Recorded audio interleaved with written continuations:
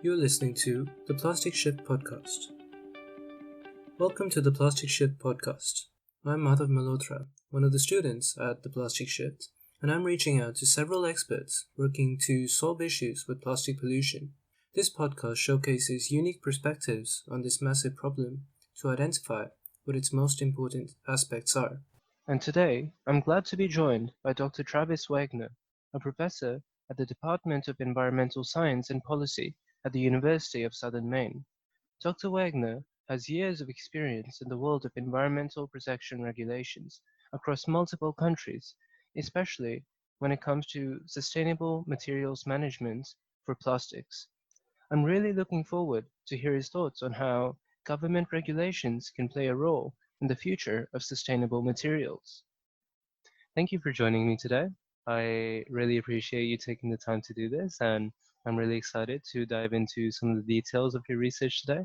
But to begin, I thought it would be great to just hear a little bit about your background and some of the areas of research you're interested in. Yes, so I've been working with waste management all my life. The first half of my career, I was in the private sector with hazardous waste and nuclear waste. And then I decided to go into academia where I shifted to solid waste. So I've been doing that for about the past 20 years, doing research on strategies and policies that seek to reduce the generation and then disposal of waste.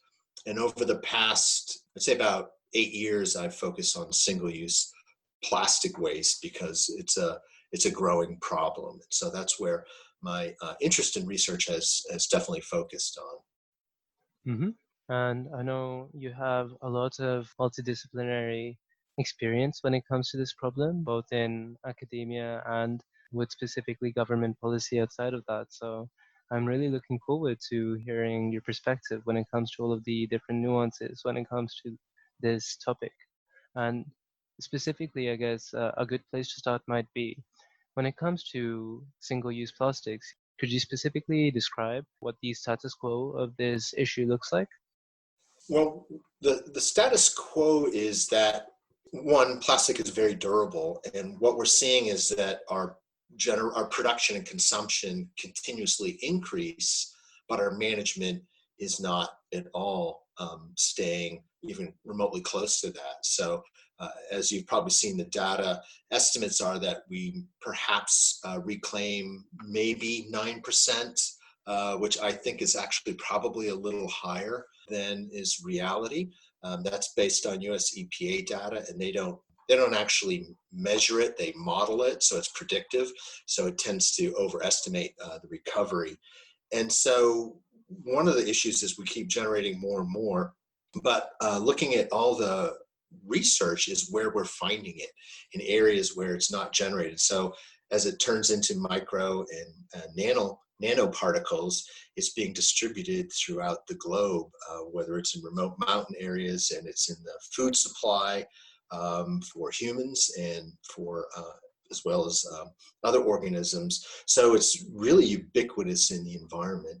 And so that should be disconcerting to people that it's just demonstrating how ubiquitous and how free-flowing a particular contaminant or pollutant is throughout the entire ecosystem, even though it's not generated in these many areas. And part of that's just how plastic doesn't degrade, and it floats and moves through the wind, and it's just all these different transport mechanisms. Mm-hmm. And I know when it comes to the overall issue of plastics, oftentimes it's the scary headlines of nanoplastics floating out there in the air, in the water, in our food sources that gets a lot of attention. But when it comes to the area you've been looking into with single-use plastics, correct me if I'm wrong, but about 40% of plastics are just from packaging, and the overwhelming majority of that in just like one category is single-use. So a bunch of the problem actually comes from these single-use plastics. Is that correct?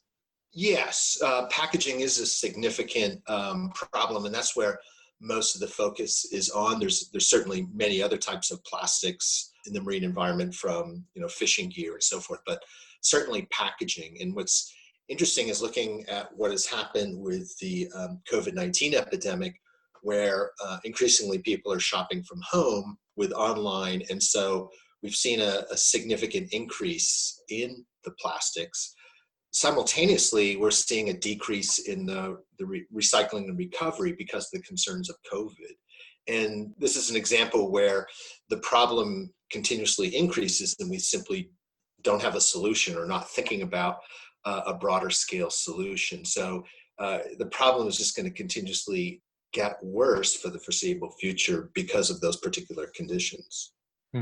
It's a really important thing, and it isn't a promising time for the problem right now.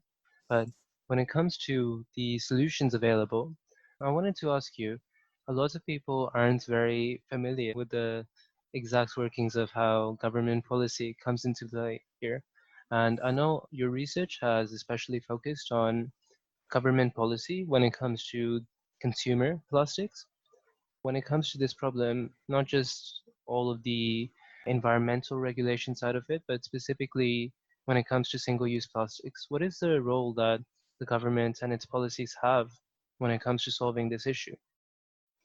Well, what's interesting is in North America, solid waste, municipal waste has long been the responsibility of local governments. So it's really the local governments that have been charged with managing and implementing some sort of reduction measures. But the problem is that a local government, like a municipality, has very limited legal authority in doing broader scale types of solutions. So they can try to recycle and they can, in some instances, pass a tax or a local ban, but these are piecemeal, and those are not every municipality wants to do that.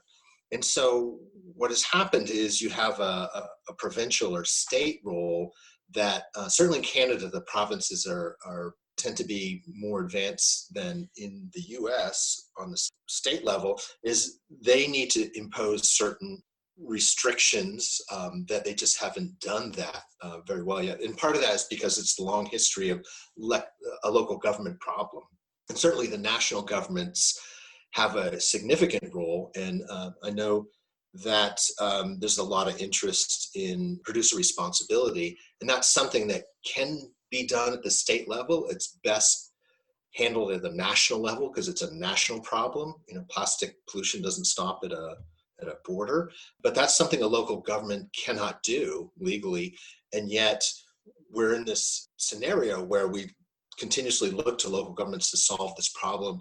And at this point, if you step back, it's way out of their control. They're very limited. And so the role really needs to be for states, provinces, and really, national and federal governments to take the broader role, especially with something like producer responsibility. And when it comes to those policies, I know you're talking a little bit about one of the other questions I had was one of the key challenges holding back government policies as a tool to decrease plastic waste right now. And just like you mentioned, the scale of policies in North America, especially historically, has been very limited to small governments, with small governments being the individual municipalities.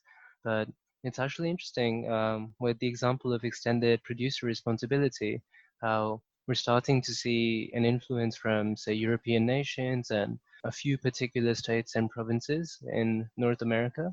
Could you quickly just describe what is extended producer responsibility to set a groundwork? Sure. And I'll say that there's two variations of that. One is extended producer responsibility, and another slight variation is called product stewardship, and they both are similar. And what they essentially do is they impose either logistical responsibility or financial responsibility on the product at the end of life.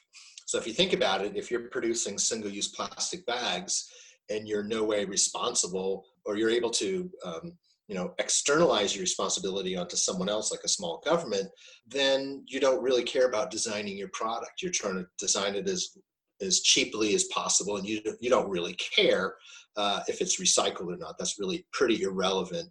But if responsibility is now imposed onto you, that you must ensure that, for example, a certain percentage is recovered, or that you will pay local governments to set up a recycling system, it's going to force you to rethink how you produce your product. And so that's basically what it's trying to do is, in the absence of responsibility, people don't act responsible quite often. So imposing that responsibility makes a firm rethink how they're producing something, and it would then create not necessarily an incentive, but a mandate to recover and recycle their particular product so that it significantly increases that. And the other thing that's important about that is that it takes some of the financial burden off local governments, because that's where the financial burden lies, is local governments trying to pay for waste that they have no legal authority over, assigning responsibility or charging companies to set up recycling systems.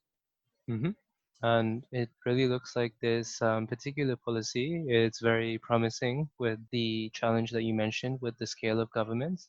Are there also other key challenges that are holding back these policies, apart from them being often implemented at a local scale? So it's hard to get things right on the part of the municipalities or make things efficient.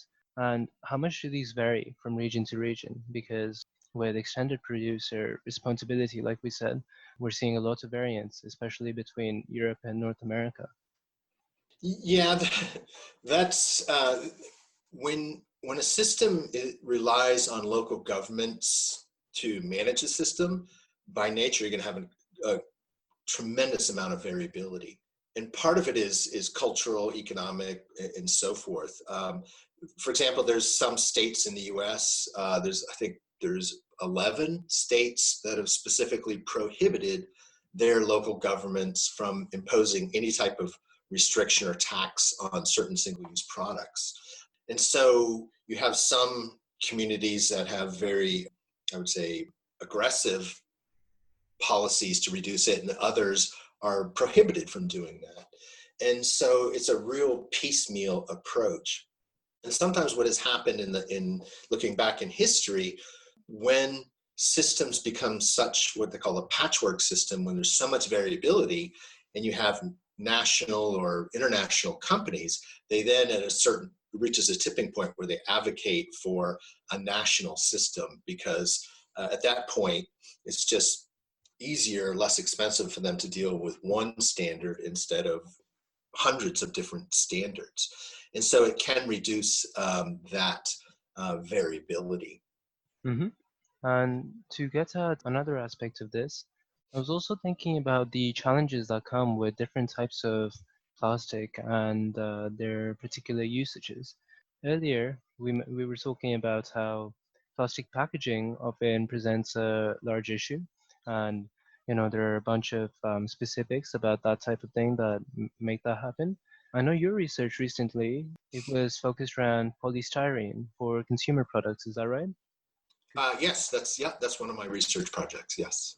Could you talk about some of the unique aspects that make consumer products a little bit harder to deal with when it comes to transitioning away from single-use plastics?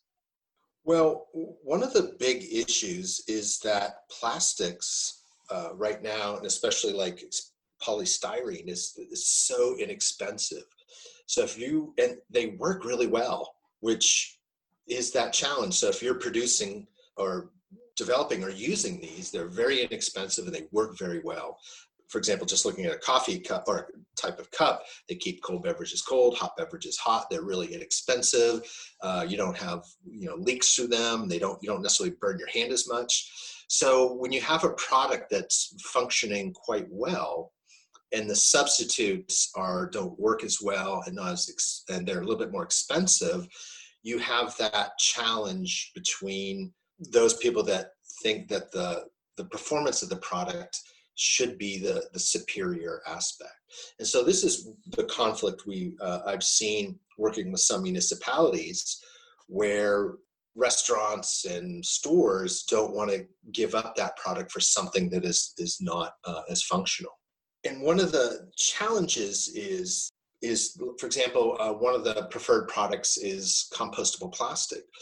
Well, it's really not compostable in most systems. So you're always looking at what are you giving up, in this case expanded polystyrene, and what are you trading it for? Is that product actually superior in a realistic, not a theoretical aspect?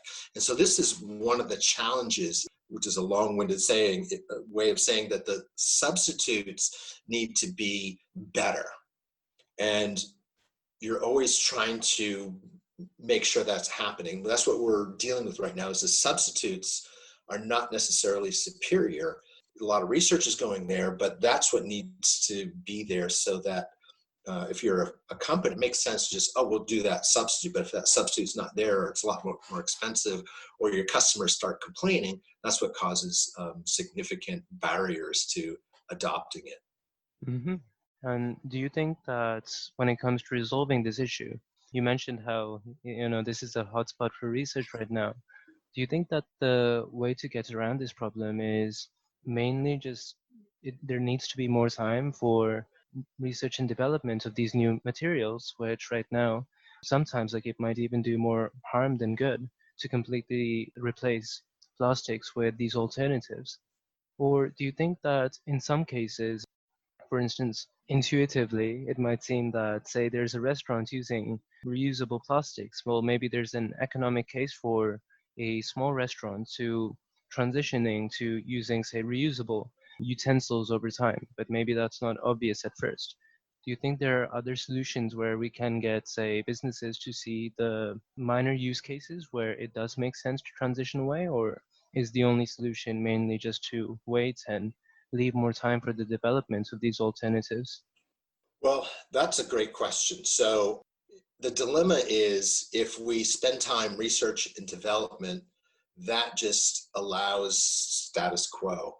And sometimes you reach a point where, for example, if you ban something and you say, okay, but you got 2 years, that's what really spurs research and development. Otherwise, it's just like, the perfect will be the enemy of the good. It's never going to really satisfy everyone.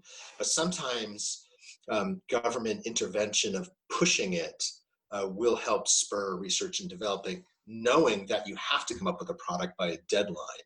I mean, we sometimes work well with deadlines because you got to do something. And that's what's really important. But it's also allowing small businesses to explore options and opportunities. There's a couple companies that I've seen pop up where you purchase like a subscription, and you purchase, or you basically lease like a reusable bowl, and you can fill that with food and bring it back, and they sanitize it. And so research and development wouldn't find that. That's not what research and development necessarily does, but that's sort of that innovation at the entrepreneurial level, where let's figure this out with the realm of what we can. So it's trying to encourage those solutions at the super local level by entrepreneurs, but also pushing those bans or restrictions so that you're really forcing the research and development. And the other third part is consumer demand. So looking at some of the large corporations, they see the writing on the wall that this is going to happen. So to get ahead of that, whether it's Starbucks, and I think it's KFC and a couple of others, are actually trying to develop a substitute that would help position them when this all comes. So that's sort of those three major factors that really help shape that. And I would just say government intervention is never the first choice, but when things kind of get out of hand, like, we're just generating too much, we're not recycling it, the substitutes are really kind of, some of them are iffy. At some point, it warrants government intervention to kind of push things forward. And that's what we're happening. And that's what I like to study is, okay, when that happens, now what are some of the innovative ways the government can get involved? Instead of just saying, thou shalt do this, thou shalt do that, are there ways that they can move and encourage things to achieve the desired outcome? Mm-hmm. I think that's a very interesting aspect, especially when it comes to the nuance. It's easy to look at some of the popular government policies, I guess, the ones that often get attention are, this is a single-use plastic bag ban or a plastic straw ban. And it's easy to have like a knee-jerk reaction and say a minor percentage of all plastics are these bags or straws. If you look at the environmental costs and benefits, sometimes it might not make sense, but what you just highlighted, sometimes, it doesn't make sense, but we need to get started with something and get the right incentives in the different stakeholders, not just the government, but also the businesses to actually start things going in the right direction so that they can make sense. I think that's very interesting. Yeah, I mean, they're an essential role. They become a partner. And I keep thinking about looking at the example, and certainly I would say it may be uniquely American, but banning certain things and dictating certain things, you can design a policy, but if it's not implemented, it doesn't make sense. So if you look at what's happening with the mask debate, even though you could argue and say this is really smart, this is what you should do, there's people that simply will not do it. And how do you ensure maximum implementation or adoption? And that's the same with single-use plastics. It's just telling someone you cannot do something can be a challenge. You got to, it works better if you can encourage, and basically using, there's all sorts of, approaches to manipulating the default choice, or what we call nudges, to get people to want to do something. You always achieve a much higher, I'd say at least a satisfaction rate and acceptance of a particular policy. But part of that is working with all the stakeholders, trying to figure out, based on their perspectives, because they're they're at the street level. You can design a policy up here, at a broader level, but it's got to be implemented right at the customer level. And how are those customers going to react to certain policies within that particular setting? And we often don't get a deep enough appreciation of that, and then we can undermine particular policies. Because I've seen a number of them that looked great on paper, and they were rolled out, and they were colossal failures because a significant number of people simply just rejected them and refused to comply, because you need a certain degree of willingness to go along with something. It's easy to get frustrated at not seeing the progress with policies over time, but also, like you mentioned, it is so complex and so nuanced. And I think that ties perfectly into the last question. Are there any new solutions that are currently being studied or being implemented that you think get around all of these different challenges in a right way, such that you see that I'm actually very excited to see how this turns out in the next 5 or 10 years? Well, I wouldn't say that this will sound odd. I don't see that there's any new solutions, but if you think of environmental policy, there's like 5 or 6 solutions that have been around for a long time that can work. You just got to adopt and implement them. Taxes, what's ironic in most of our societies is we tax goods, but we don't tax bads. We tax income, but we don't tax pollution. Which is one of those silly kind of things, is making something more expensive by adding a fee or a tax to a single-use plastic will fundamentally change people's behavior, because it sends that price signal that, oh, well, okay, maybe I don't need this. If you just give it to them for free, that price signal is there is no cost. So taxes and fees have worked really well in single-use plastics. That works great for shopping bags, but it doesn't work for polystyrene, because if you're going to get a takeout dinner, just making it more expensive if there's no substitute has a problem. At a store, you can bring a reusable bag, or you can just put it in your hands. You can't, store coffee in your hand. You got to have it in a cup. So you have to have a different strategy for different types of plastic products. And I fundamentally, I'm convinced that the best way forward, and it's been around for a long time, we just haven't embraced it, is really extended producer responsibility. Is, if you're going to design it, that's fine. You're going to be responsible for it. Take that responsibility in how you design it, and you will see a fundamental shift. It was really embraced in Germany back in the 1990s, and they fundamentally changed how they did packaging, and they still buy their products. There's still jobs. It didn't wreck anything. It just says, okay, here are the new rules. Now let's figure out how to do with it. And part of that is not imposing specific outcomes on those that have to comply. It's just saying, you've got to take this into consideration. You know your product, now you figure it out within these particular parameters. And I think that's really the most innovative approach and most successful approach I see, where taxes and fees don't work. Mm-hmm. It is so hard to think about how all of the details are going to play together in the coming years, but I think it's been very interesting to hear all of your nuanced analysis of the different, benefits and advantages at play here, and how sometimes we have a knee-jerk reaction to things where we think that they're not going to work, obviously, but sometimes we need to think like in the long term, and how is this going to affect people's expectations. So thank you for providing all of that insights. If someone was interested in learning more about your work at the University of Southern Maine, where might they go? Probably just send me an email. I could share anything, which is travis.wagner@maine, as in the state.edu. All right, that's great. So thank you for providing all of that insight. And I'm sure a bunch of people gained a lot of interesting details there. And I really appreciate you taking the time to do this. Great. Thank you for the opportunity.